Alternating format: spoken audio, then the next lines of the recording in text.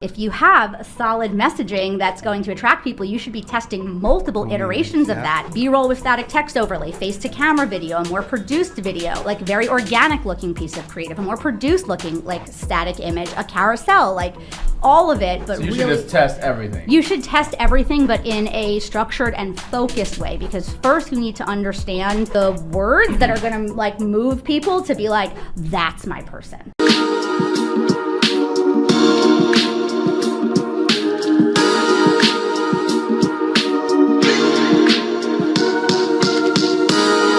Man, we live in Times Square, New York. Yeah. What's up? What's going on? New York. Look at the backdrop. Yeah. We were on a billboard. It's crazy. Absolutely crazy. How you doing, Jennifer? I'm doing wonderful. It's Friday. It's going into a 3-day weekend. So yeah. I'm extra good, actually. A 3-day weekend? Columbus Day. Yeah. Is that Monday? It is. Show is Monday. It is. Man, now I got so many questions. Only Christopher acknowledges Wallace. It's Biggie's birthday. Message. I'm like, what? Message. It's a holiday on Monday. Man, people are booking meetings on Monday. I'm working. We working Monday. Oh, you work? We definitely working Monday. Well, we have no days off. Well, that depends No on your digital. calendar. Now, if your calendar, you didn't know it was a holiday, but you accepted the bookings, then price goes up. Yesterday's price is not today's price. It's a holiday. 100%. Walmart pays holiday pay, I think. Oh my We God. got established on OTB. We don't have that yet, OTB. So we got a special episode right now because we got more than the title in the building, man. Yes, sir. Also doing this episode, and we get to introduce and have a conversation with Jennifer. I think this is going to be crazy. I can't wait. I know you say you haven't been on an in-person podcast in a minute. I don't know if I've ever done an Ever? in-person Never? podcast. Oh my God, this is going to be a treat. I'm usually like in my office in pajama pants, you know, like I put on like a nice shirt, but then I'm wearing the pajamas on the bottom. See how that goes, you see? I'm your first. So real quick, let's have Jennifer. Can you just tell us a little bit about your business? Yes. Yeah. So I know a lot about it, but Yes, so I am the owner of The Ad Girls. We are an all-female Facebook and Instagram advertising agency. We work not exclusively, but mostly with other female entrepreneurs. We do have a couple of male clients who are awesome, but our mission is to use ads to put more money in the hands of more women. And so we do that by hiring women and also helping women entrepreneurs grow their businesses. dope. And how long you been doing it for? November, which is apparently right around the corner, will be 10 years. Almost a decade. Yeah. Decade in That's business. beautiful. Congratulations. Can I ask you, Thank you. what made you start the business? It's a long story. Let me try and condense it. So actually, it really all goes back to when I was in my early 20s. I was in a very physically abusive relationship that was like super dangerous. And I was very lucky and fortunate to be able to get out of it the way that I did.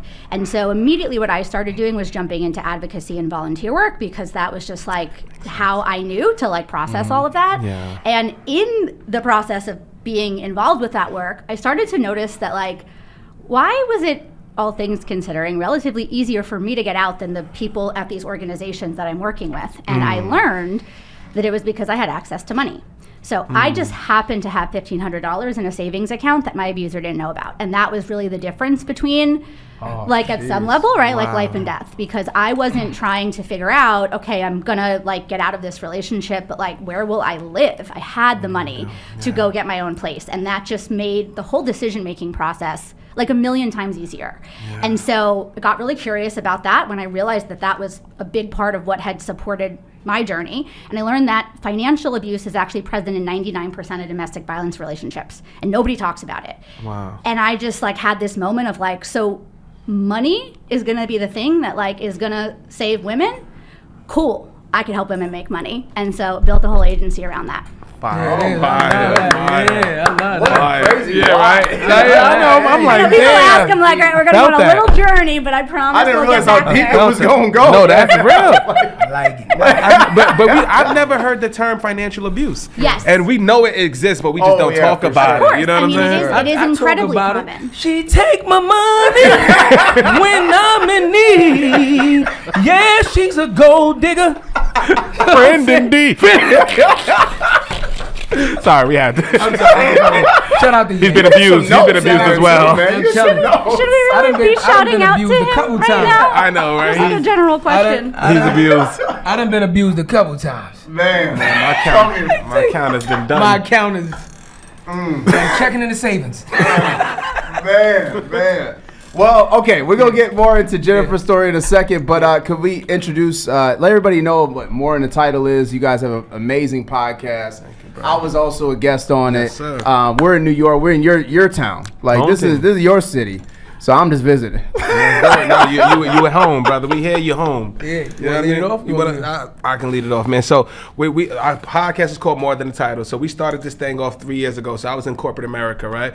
And it started off with the one simple idea of how do we do sales better? Like straight up. So I was working right across the street at 1450 Broadway, and I was with Lee Gall, and then we started the LinkedIn journey. I was just like, there has to be a better way than me sending out 1,000 cold emails to get with a contact. Let's do something crazy. Let's just go outside and let's film. Let's talk about our clients. Let's talk about our business. Let's talk about parenting. Let's talk about whatever the fuck happened that day, right? And let's just be real people. Because if I felt like if people liked us, you know, they would go to our website, go check us out, go book the meeting, and then we end up closing $2 million of revenue through that. And we created a podcast called Rankable. I ended up leaving that company, went to Hootsuite, and we started our own. I did it for about a year by myself, and then I was like, "Damn, this is kind of hard by yourself. This kind of sucks by yourself. This shit is It's a little different. This shit is a little different. I don't want to like, damn it, who's gonna press the button?"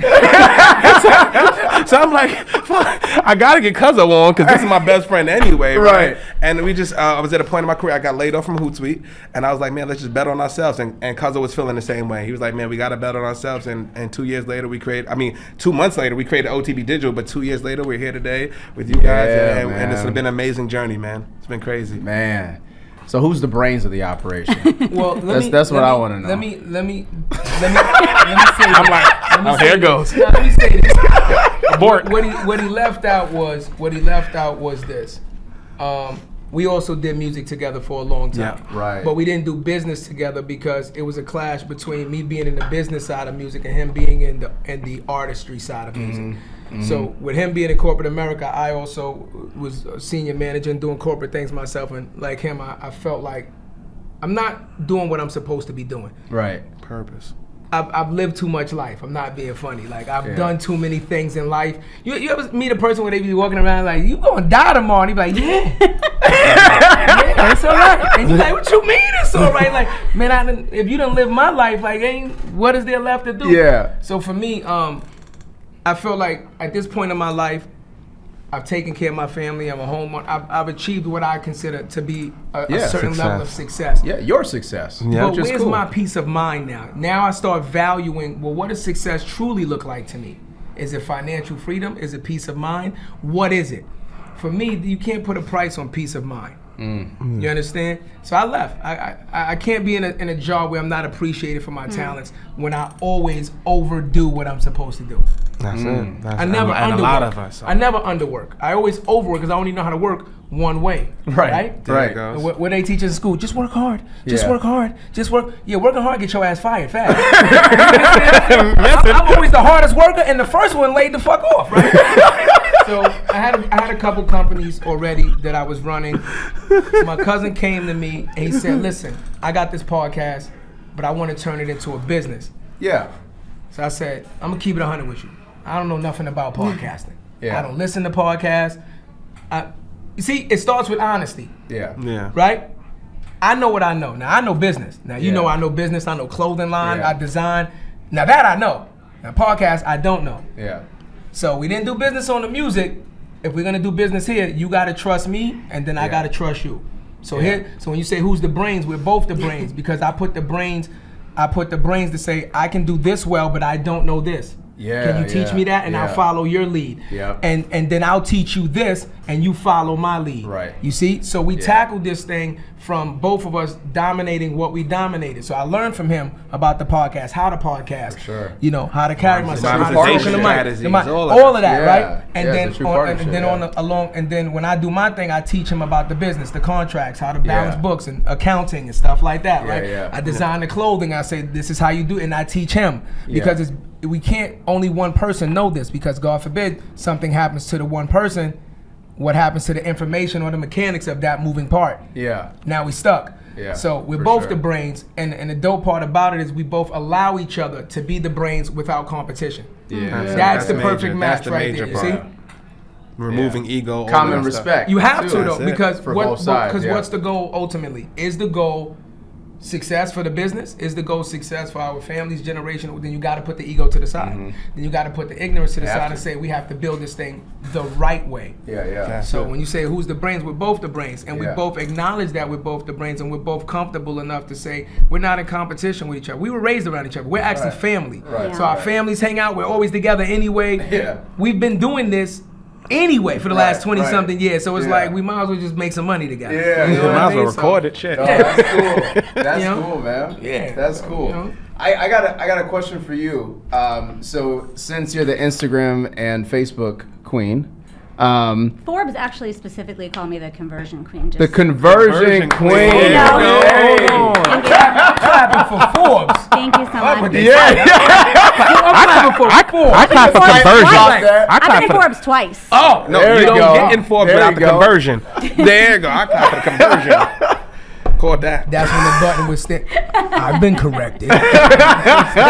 Put some respect on her name. Thank She's you. been in there That twice. conversion. No, no. Put some Forbes. respect on her name. So Please. how can we use ads, so Facebook and Instagram ads, to grow our business, but also if we were to grow our podcast? Yeah. There's like a whole master class in this, so let me see if I can. Can you give us just like at least a framework around it? Yeah, I mean, look, here's the thing. I think most people overcomplicate ads and give way too much power to the platform. Like, let's be real, it's just a place where people hang out. And so if you have good messaging and a good offer, you use it to get in front of more people at a dramatically increased rate than you could if you were only doing organic. I personally do not like organic social media, and I'm never like... Really? I'm not knocking Are you it. against it? I'm not against it in any way. I've never had anybody on. I've here never heard that either. ever I don't know. say So let me it. explain. Okay, Please, please. It's not message. I'm like, now I'm on the edge of my seat. I'm like, It's not about being against it. It's just that I don't want to have to be on every day.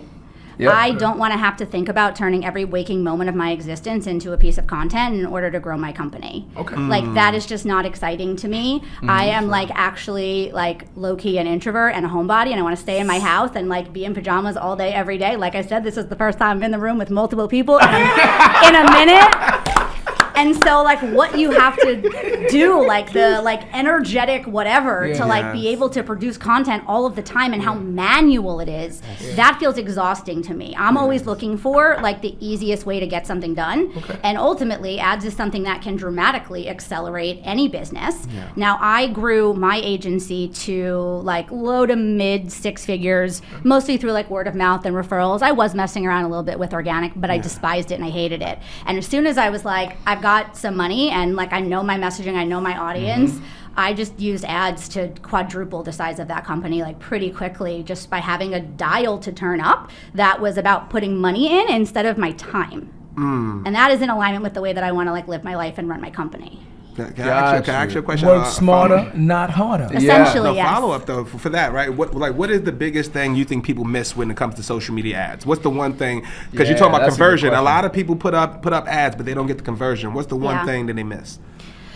There's a lot of things that they miss, Yes. but I really would bring it back to messaging, right? And so if Okay. you're really trying to drive some sort of sale, a lot of times the messaging that can work for you organically is going to be a little bit different than what's going to work with totally cold traffic, because you are unaware of like the organic audience that you're converting, how long they've been following you, what touch points they've had, and just how warm they are. And so we will have clients come in and say, I've got all this working organically, and we're like, great, we're still gonna like a little bit, I don't wanna say start from scratch, but like gotta kind of go back to basics and figure out the right messaging, because at the end of the day, what it is that you're saying, like this is marketing 101, right? What it is that you're saying to the people that you're saying it to is like 90% of what's going to drive your success or failure. Yeah. That's Is it too complicated what most people are doing? I for think ads? so. And I think that, like, again, a lot of people give a lot of power to the platform. They're like, the algorithm, and they took the targeting away, and no. And it's like, Put the head out. it's like, okay, yes, there are some changes, but like advertising has worked since the dawn of time. And people are on Facebook and Instagram, right? We can like all agree with that being the foundational piece. Yeah. And so if that's the case, then who cares what tool or tactic gets adjusted or taken away? It's about good messaging and a good offer and being able to get it in front of people, like period. And it's also quite disempowering if like everything that your business is relying on is actually like beholden to like Mark Zuckerberg or a platform. Like it's not about that, you know? That's real. Got you. So is it videos, photos, like is it the copy that's in the ad? Like what's the magic formula to have a winning ad? Yeah, I mean it's all of those things. And actually, fun fact: so Smart Marketer did a study very recently, and I don't know if I'm going to quote this exactly right, but they analyzed something like $50 million in ad spend, and they were looking at the best performing ads, so like a massive amount of spend, a massive amount of ads, and how many of the best performing ads were images versus video, and it was basically a 50-50 split. So I feel like it, again, like it's one of those tactical questions that people ask all the time, should I be doing image or video? And I'm like, you're absolutely asking the wrong question. It's not about that. If you have a solid messaging that's going to attract people, you should be testing multiple iterations of that. B-roll with static text overlay, face-to-camera video, a more produced video, like very organic looking piece of creative, a more produced looking like static image, a carousel, like all of it. But so you really, should just test everything. You should test everything, but in a structured and focused way, because first you need to understand like the words that are gonna like move people to be like, that's my person, that's my whatever. You know what I do with my own ads specifically for growing the agency, I mean essentially what I do is I make competition irrelevant. I have people, you see my ad, not know who I am. Message. Yeah, competition irrelevant. What the fuck? She dropped that. Irrelevant. Screaming baby. I hit the button for you guys. I make my competition irrelevant. That's crazy. I was like, okay. I'm Screaming sorry. baby. No, now we lean up. You had my curiosity. Yeah, I was like, okay. How do Now you you have my make attention. competition Yes, irrelevant? Because everybody's relevant over there. Yeah. Here's the thing, right? So if we look at all of the other advertising agencies out there that are running ads, it is like it's like a dick fighting war over who has the biggest ROAS. Is like basically what it actually looks like. They're just like, but look at this case study and look at this case study, and actually everyone's like on the same playing field saying the same shit, and that's not going to actually move most people to anything. And so it's not like we don't talk about our success stories. Of course we do, but we talk about our mission, which I already shared with you guys, right? The fact that we're an all-female team, the causes that we support, the things that we stand for. Like really just cool, weird, quirky stuff about our personality. And so what that ends up creating is like a little bit of like defying the odds in terms of what's supposed to be possible with how long it should take to convert cold buyers on a high ticket offer. So I have people click on an ad, book a call with me, show up to the call the next day, and immediately close in a $22,000 contract. And they show up to the call saying things like, Damn. 22 on the, but that's why because it's cold though, right? It is cold. Yes. No. I mean, cold. it It's is. cold. It is, but it's not, because actually, what I've done is I've dramatically accelerated the nurture process, and it can the happen. retargeting. It's not even just that; it's the things that I'm saying. It's the email sequences that deliver. And so, again, strangers that I don't know see. Yeah. show up I to see. my sales calls and they say get into things the like, funnel and then- they say things like, "I feel like I already know you." Yeah. See, but that was the approach that we took with organic. So that's why it's really interesting to me, right? So because like we talk to a lot of small business and entrepreneurs, right? They don't know what budgets they should start off with. I know a lot of people that have put $500, maybe $1,000 to an ad, don't get the conversions and say this was a waste of money, right? I could have put that same $1,000 into some organic content, but then you got to be ready to play the long game, right? So what I've realized when we did the organic, it would the sales process went from a 6 month to 3 months, right? 90 days, and we would just get. The only problem was it wasn't predictable.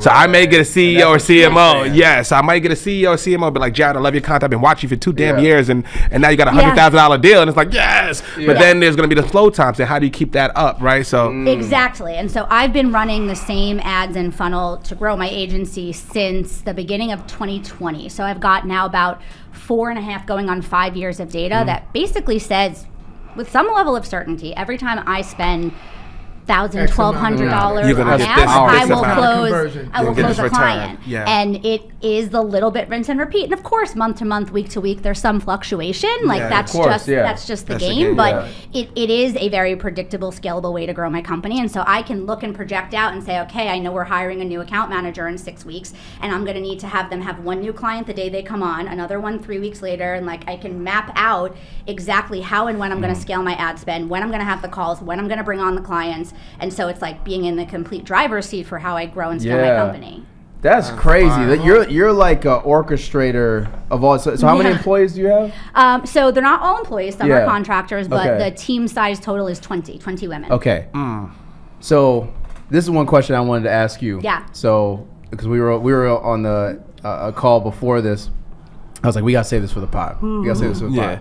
So about a year and a half ago, I had 13 people working for me, and I scaled my business way too fast. Yeah. I've scaled that down to this date. Still doing epic stuff. We're in Times Square. Shout out New York. We still doing epic media. stuff. Jamal with an R. With an R, not Jamal. An L.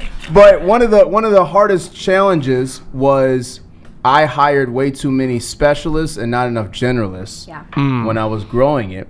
So how did you get over the hump of hiring the right talent?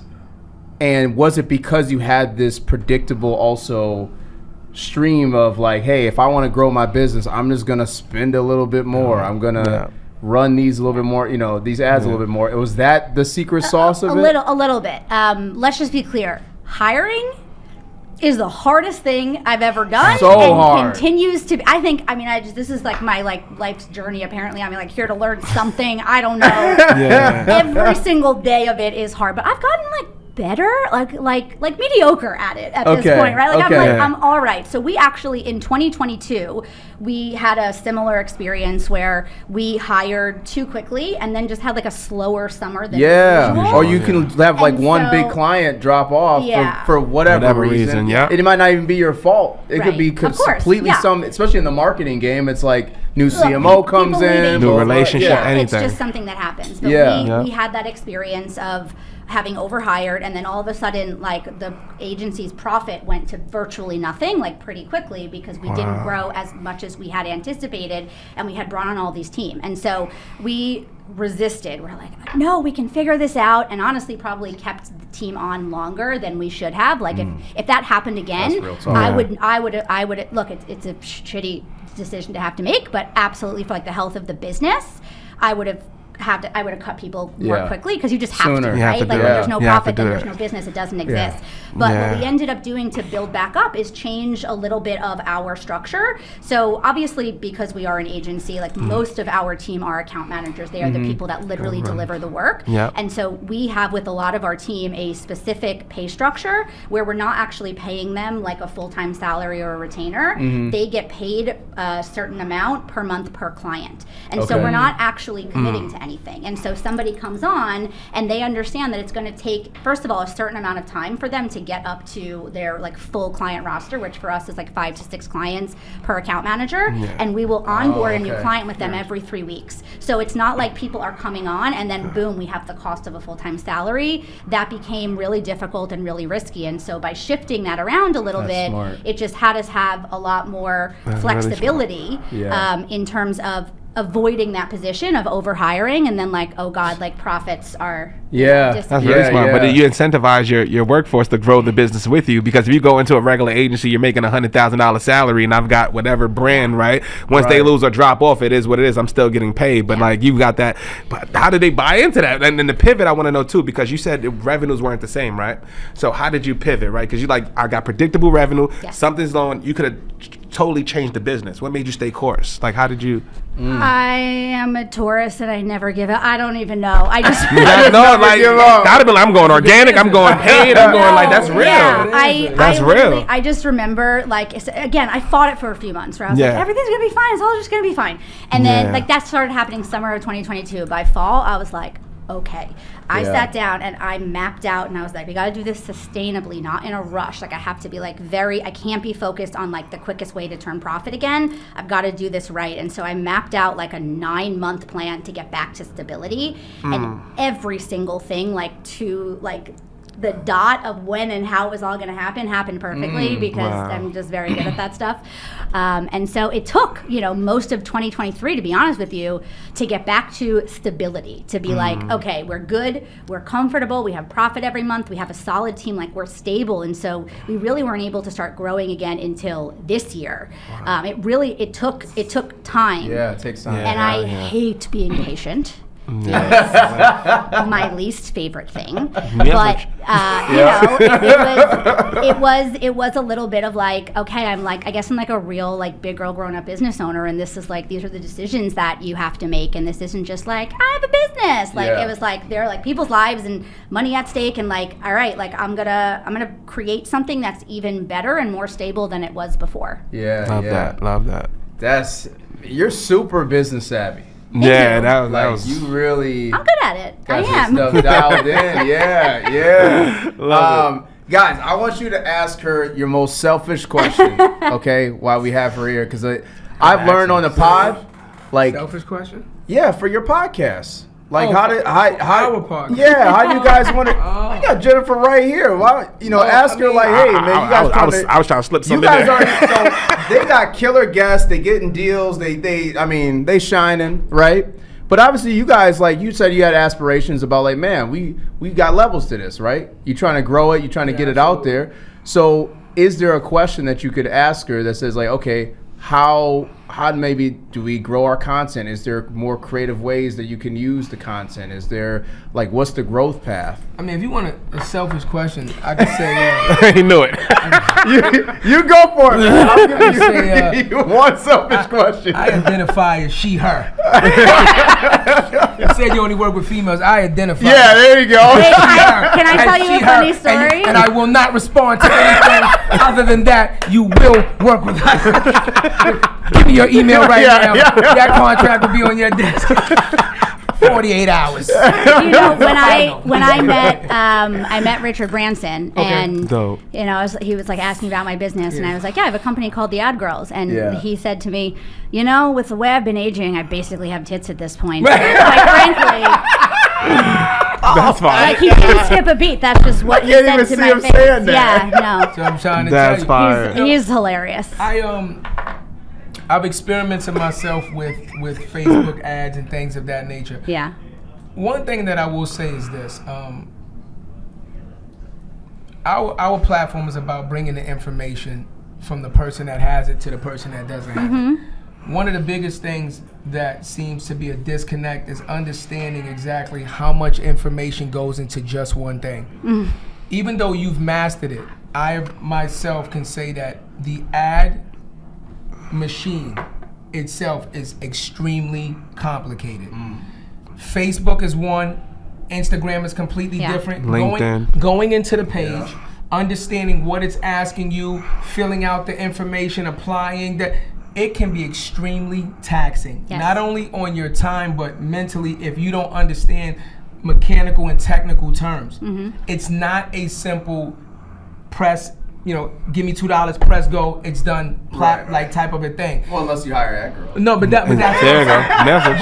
But it could be that simple. It could be that simple. It could be if you had the resources to do that. Yeah. Right. So a lot of the businesses that we work with, this is the topic that we talk about, available resources. Now, how do small business owners, potential entrepreneurs and things of that nature that's on a limited budget or might be upside down because of economic times, how do they now take the information that you're saying and apply it without hiring you because they just, not because they don't want the best to do it, they just can't afford you. Right. It's tricky. I may be biased, but I often tell people not to DIY their ads. And Okay. Really? I don't think that's like, Man, you got a lot of like. Yeah, I'm like, don't test it out. I gotta do it myself. What do you mean? I thought you just said test out a bunch of stuff. And yes, said have but me like, test it. yeah, Not you exactly. test it. Contact But look, us. right? Here's our number. That's a good segue. And I look, it's not that I think that that's true, like exclusively as a hard and fast rule across the board. Yeah. It's just that you can very easily end up in a situation in which you've burned through your money. And then Right. not only are you out that money, but you are disempowered and you have a disempowered relationship to a platform that you ultimately might want to be able to take advantage of later on in your journey. And when clients show up in a like new contract with us with the like, but before this one time everything was bad and like it's just like energetically that doesn't breed anything good. And so again, there are exceptions to every rule. Some people may just naturally be good with data even if they're not, somebody in marketing, and so maybe they could swing it. And I think if you have, maybe a very like unique product or offer that like isn't super competitive, it's going to be easier. Like we work with a lot of different clients, but just as an example, a lot of our clients are women that like coach or have courses for other people, have how to like grow their business online. So like a And high that ticket is offer Yeah. highly competitive space. And so if you don't have like a deep understanding of how to message and position in a way that is actually unique, you'll likely end up with like a bunch of cheap leads that breed nothing. And then by the way, those cheap leads come into your Instagram audience, they're on your email list, they're muddying everything up. Then you're putting offers out and you're like, maybe my offers suck because no one's taking them up. It's because you built an audience of the wrong leads to begin with. Like there's ramifications. And so I don't have the perfect answer, but I've always felt that in the earlier stages of business, you be scrappy. You be scrappy until you are like ready and able to invest money. And when you're going to invest money in ads, obviously you want the return to come back as soon as possible. But again, energetically, the best place to be in is like, I'm good if I never see this money again. Because otherwise there's too much like I need it to produce something today. Well, for small And that businesses, that's That's every day. yeah. That's everything for them. And I was going to ask you, because I think you're giving some really good advice, but is there a minimum threshold as far as to spend? Like is it like just a don't if you got $1,000, don't even think about it. You should do it at 2,500 or is there a bottom? Look, I mean, I mentor a couple of other agency owners who are much smaller, and so they have smaller retainers and smaller ad spend minimums, and like they're great. They're just earlier on in their journey in smaller teams, and so you can find, I think, like pretty great contractors and solo agencies or like small teams out there who will charge you, I don't know, $1,500 or $2,000 a month for the service, and they'll have a minimum of like $1,500 or $2,000 for the ad spend. Yeah. We only like our minimum. Hold on. You ran through that way too fast. He's trying to catch it. Hold on. You said an agency is going to charge you $1,500 to $2,000 a small one a month. Correct. For their services. Yes. And then you have to have an additional $1,500 to $2,000 a month to spend on the ad. Exactly. So we're talking about a minimum between $3,000 and $4,000 out the door. That's a lot of money for some small for a small business. So that amount of money can bankrupt a small business very easily. Yeah. That kind of money can bankrupt you. It can. Yeah. I mean, that can bankrupt you. We charge $5,500 a month, and our minimum ad spend is $5,000 a month. Where's the button? Where's the damn? I'm not mad at it. And the price just went up. Also, one of our clients just had an $8 million launch. So like, there you go. Come on. Okay. Yeah. Like, But you also found your sweet spot of like your niche, and I love it. Yeah, I do. But what about the platforms that have good organic reach? So something like a LinkedIn, right, where the ads don't perform as good as organic. Ads on LinkedIn, forget. Because I was going to ask you, like, why No. didn't you do LinkedIn, right? No. Like, so what do you think about those platforms that are emerging ones like TikTok, right? Should you go ads? Should you go organic when the reach is good? I'm basically dumb when it comes to organic. It's like another language. Like I actually don't know anything. Really? I don't. That's I don't touch crazy. it. Wow. Like I feel like I know a learning- lot about organic. Same. Yeah. That's all. Which is Focus cool. and narrow. Yes, Yeah. We I want- mean, look, we want I know surgeons one when it comes to thing. this stuff. Yeah. I think like 6 months ago, I was like, I think I'm going to post my first reel. How does this work? Yeah. Like, I literally Wow. didn't know what I was doing. I'm lost. I do ads. I run an agency. Like, that is what I do. That is my life. I am like laser focused.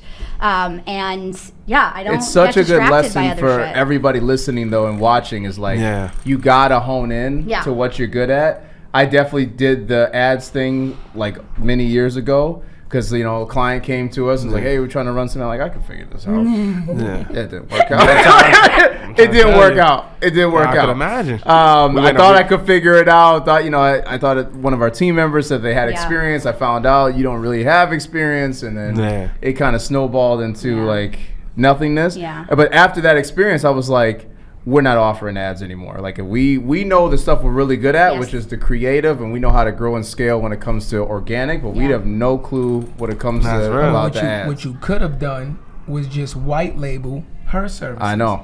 Or somebody else's services. Yeah. So this is what we teach, and this is what we've done as a company. So More Than a Title is the podcast. Yeah. The company that houses Yeah. More Than a Title is called OTB Digital, which is Outside the Box Digital, right? We help other companies build podcasts, start podcasts, go to market. We help them with their branding, LinkedIn pages, algorithms. We do thumbnails. Employee advocacy, all that. We do all of that, you see? Yeah.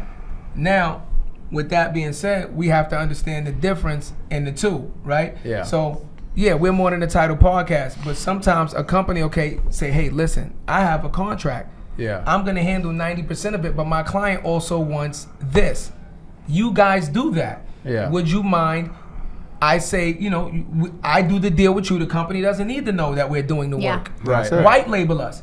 We'll do the deal with you, Jamar. Yeah. You do the deal with Jennifer. Yeah. And we'll all get on a Slack channel or something like that. We'll get on a program management thing like Slack or something. Yep. You put Yep. in the information, we'll card it up, and we'll do it and drop. Yeah. Boom. We're a Yeah, part yeah. of your team now. Yeah. They don't know that we work with a different company. They don't need to know Right. that.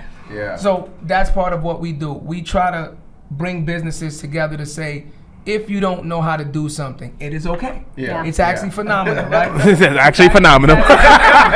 Because Well, that it's cool, 'cause you that don't means need that. you might be the best at what you do. Yeah. Yeah. Right? And then somebody else is lacking what you do. Right. So Right. let's try to partner you up with somebody that needs your services. Yeah. And then if you need their services, even if you don't have the money to exchange, now you can barter.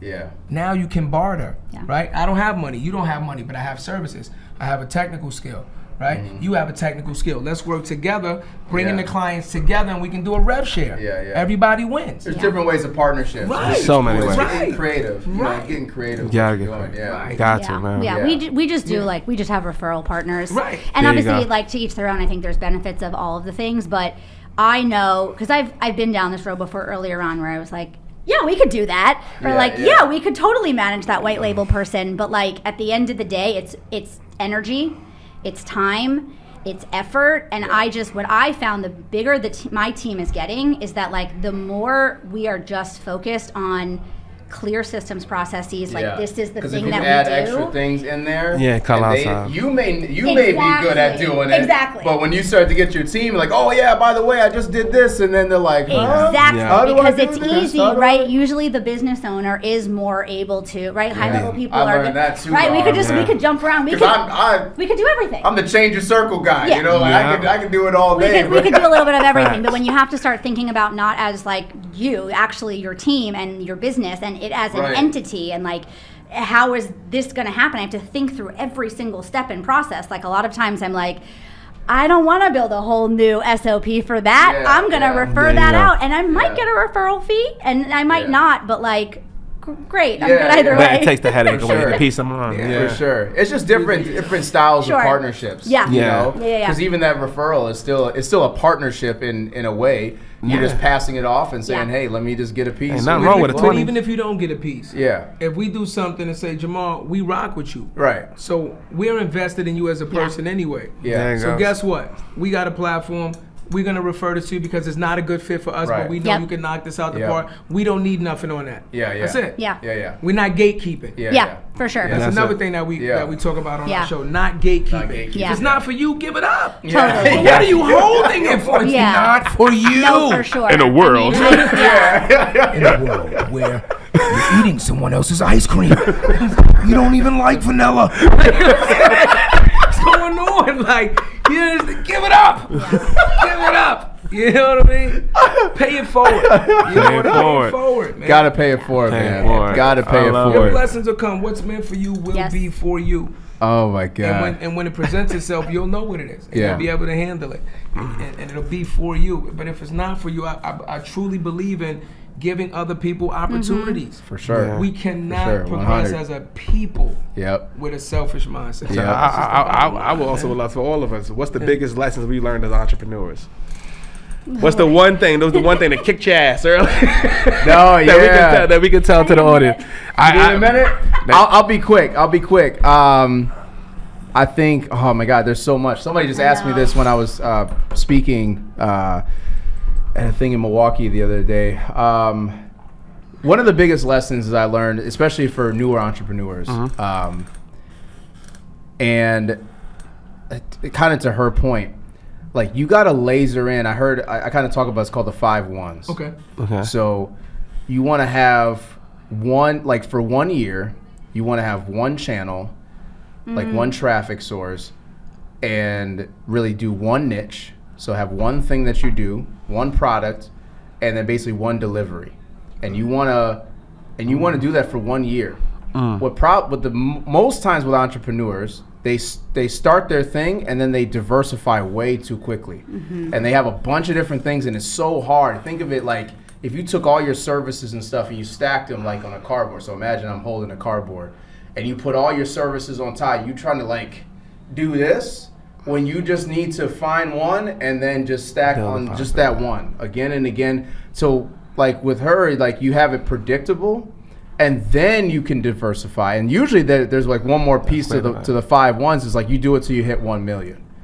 So you got to do the same thing over and over. But the problem is sometime like in business, you might be making $500,000, right? That's it. Let's say you're cruising and you're like, ooh, I got this. Let me go over here and do this. Yeah. You shouldn't do that. You got to keep cruising until you hit a point where you're like, okay, I now have this completely off my plate, and now I can go and try to do something else. But most people will try to switch it up when they just made a couple, maybe 20,000, and they're like, "Hey, this is good. All right, maybe I should start doing this. I should start doing that." And that's one of the biggest learning lessons, at least for myself. I would piggyback off that. I love that message you just gave, and also starting off early, not just taking any client. Yeah. That was the biggest one for any client, because we start off, you're like, hey, hell yeah, I'll do that. Hell yeah, I'll do that. Hell yeah, I'll do that. You need the money. So. You need That's the a rite capital. of passage, Yeah. though. Like, You it gotta doesn't learn matter that. how much Everybody you does tell it. people. I gotta take it. We're all gonna go through it. Especially and learn if somebody it got the ourselves. budget, and then you're like, We gonna figure it out. And that was one of in some figure it cases out. it can really F you up. It can really set the business back. Like it said, we had something that set us back a few months. Right, taking the wrong client is going really well at first, and then the relationship became really toxic on both ends. We're like, what the hell is going on? And it took a lot of our time, a lot of our Yes, it bandwidth. becomes like a Hold on, cancer. hold on. It'll spread It through the will. whole Hold on. team. There you go. It was not toxic on our end. Not on our end. We but- were extremely professional. No. Yeah. When in a world where I am not a professional, I am not a role model. You know what I'm saying? I'm trained. Oh my God. That's real though. Yeah. no, I believe that. My biggest lesson, honestly, in all the years of me being an entrepreneur, before I even understood what an entrepreneur was, because I grew up as a hustler. Yeah. So technically, we grew up running businesses. I just didn't know what that was from an educational standpoint.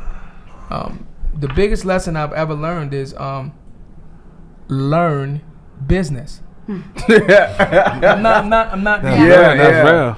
learn Yeah. business. So I've ran successful businesses before I went to school and got a degree in business, because I had practical knowledge and experience on the job training, whatever the case you want to call it.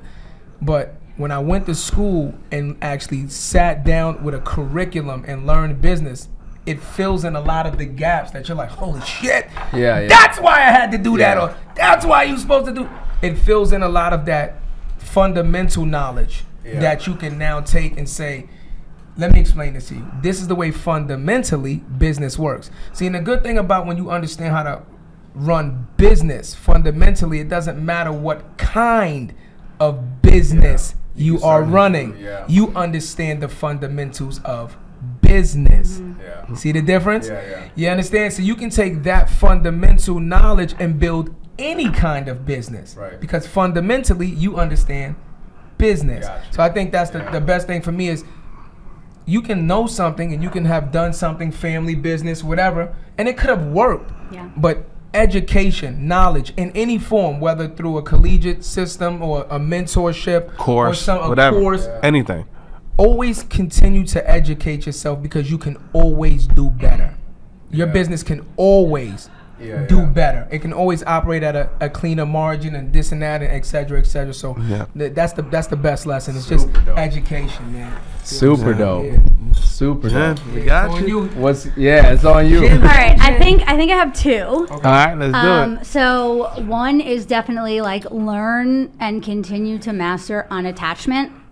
It will be your greatest friend in business because otherwise every person you employ and interact with, their energy and how they feel and like whether they're upset that day or not, like if you start wearing that, that's dangerous. That's not good for your mental health. I know exactly where you're Great coming point. And like Yeah. the best energetic state That's to so be real. in is like, I'm gonna let people. I'm still gonna show up like at my best, and I know like the values of my company and the way that we operate, and like that's gonna be true no matter what. But like trying to change other human beings is not actually what we're in the business of doing, and so we're just gonna let them people and like keep moving forward. Love that. So that's one. Love that. And then the That's second gold. one, and actually I didn't even really realize until I was talking that it does tie in. There's nothing greater than being 100% committed to operating a business of integrity and providing the absolute highest level service. We talk about, marketing and ad funnels and like, That's yes. the horn. Yeah. That's Right, the it's horn. like the predictability of being able to put money into ads and get a certain amount of clients out is amazing. But 10 years in business, things that I never could measure in any way, shape, or form, something extra that I did for a client or the way that we handled something when a mistake was made comes back 5,000-fold. And it is, I have to admit, even 10 years, the last 6 months, for whatever reason, our referrals have been beyond like anything I've ever seen in my life. And it is, I'm like realizing, I didn't measure, I didn't have a strategy for this. I didn't do anything. I was just committed to being a business and a person of integrity and providing the highest level white glove service at all times. And like I think I'm still seeing the impact that is having. And it's not the measurable thing. It's not the marketing plan, but man, it can really impact things. It also helps you sleep better at night. Impact over 100%. metrics. That's why when he said about having a client and when he said, it was toxic, but no, we handled ourselves. Right. They were toxic. Be clear, we have turned down Yeah. life-changing opportunities. Yeah. Life-changing Life-changing opportunities are a dime a dozen, by the way. But again, from a small business, struggling to keep the lights on, for sure. to keep the lights Yes. on. Again, when you're presented with something that can make or break the business, you're gonna want to do it. But we turned it down. You know why we turned it down? Because we were not able to go and operate at that level. And we said if we can't go and operate at this level, regardless of what the money looks like, regardless of blah blah blah blah, regardless of where we're gonna be, we will not attend. Because our name and our brand is our name and our brand. Yes. It's impact over metrics. Right. We Purpose stand over by profit. that. Purpose over profit. We stand by that. We're gonna get the So- profit. We love the profit though. I love the Yes. purposeful. Love the profit. No, don't get it. I got to stop you to it. I I did would it. say both. Yeah, both. Exactly Yes. equal, but Yes. I get it. I get I it. don't want to take a couple dollars and go out there Yeah, of course. and not perform to your best. Yeah. And have an issue with whoever the person you're partnering with because now you guys are not seeing eye to eye on what was course. supposed to happen, what was discussed versus what came out in the contract. A lot of the times that happens, Yeah. right? Hey Jamal, what you want me to do at the park? Yeah, come through the 42nd, man, and just hang out. And then when I get here, it's a 15-page NDA. And then, you know what I'm saying? I can't say A, B, C, D, E. I can't talk about Granny apples, Smith apples. What are you talking about? And then it gets crazy, right? Then I'm like, how do you expect me to do my job? Right. And you're like, just do it. I ain't gonna front. You already signed. Get it done. I love what you said though about taking just not attaching yourself to the people that work for you. That was so major because this is our baby. You want them to have a certain experience, and you take, as an entrepreneur, you take all that shit home with you, even if you don't. Yeah. That like that's so real. We've had a few employees, but like when you think of when you're scaling like that, I see me definitely doing like 20 people. Like, damn, what do you feel happy? Do you like this? Do you do this? Do you do that? And that's a lot of burden for somebody. You have to protect your own energy, and not just for your own self. Obviously, there's that benefit, but actually, when you're at the helm of a business, it is in the business's best interest. Right. If you are like of sound mind, you are like protecting your peace. Yes, like absolutely. It's furthering quite a bit, and so it's incredibly important. That's something I will not forget. Well, cool. We got to wrap it up. So I want to first, can you guys drop your socials or where people can find you? Instagram. I'm Jen Spivak. Jen with 2 N's. That's it. Jen 2X. I'm about to follow you Jen now. Spivak. Jen with 2 N's. And Okay. I will never post anything. But if you follow me, you will see my ads follow you around the internet for the rest of eternity. I like it. Go. I like it. No, I like it. Something dark about your ad following. Something dark. I will be everywhere. That's how it works. You are on LinkedIn though. I am on LinkedIn, yes. Right. And you can send me a LinkedIn request, and then we will never talk to each other ever again. At least she's honest. Yeah. At least she's honest. I love it. I She's can honest. deal with that. You know what you're getting with her. Yes, you do. Send me a friend request. I'll accept. And I'll Yes. never speak to you Yeah. again. You'll never see me on there. I love it. Yeah. Jared Thomas on LinkedIn, but anything else is more than a title across YouTube, Instagram, TikTok, Facebook. I am Chatio. You want to tell yours? Yeah, Instagram, I am Chatio. Facebook, Chatio the CEO. I think Instagram still comes up Chatio the CEO. Same thing, more than the title everywhere. I'm on LinkedIn, Chad Fernandez. I will talk to you if you send me a real message. If I friend request you or you friend request me and the first thing I get is an automated fucking, hey, Chad, pitch slap. thought about growing your business 5X, holla at me. I'm just gonna, next. Yeah. And then, we never conversated again. Yeah. Listen. And we respond to everything directly. We don't have like handlers and stuff like that. We could, but we have social media managers, but we like to deal with our people directly. That way, because opportunities come sometimes and they need to be handled very quickly. Yeah, for right? sure. Last minute things that Yeah. if you go through too many channels, Yep. somebody drops the lose it. communication, you lose it. So Lose it, if you yeah. contact us, just understand you'll get either me or my cousin. He'll probably respond. I'm always on it. Well, super dope. This has been a super dope episode. Please like, comment, and subscribe to the episode if you like something that you've heard, and share this with somebody. Don't be selfish. Share this with somebody that needs to hear it, and don't forget you can change your circle to change your life. Till the next one, we're out. Peace. Don't forget to like, comment, and subscribe, and don't forget to hit that notification bell for more amazing content that we're going to be putting out. And don't forget, you can change your circle to change your life.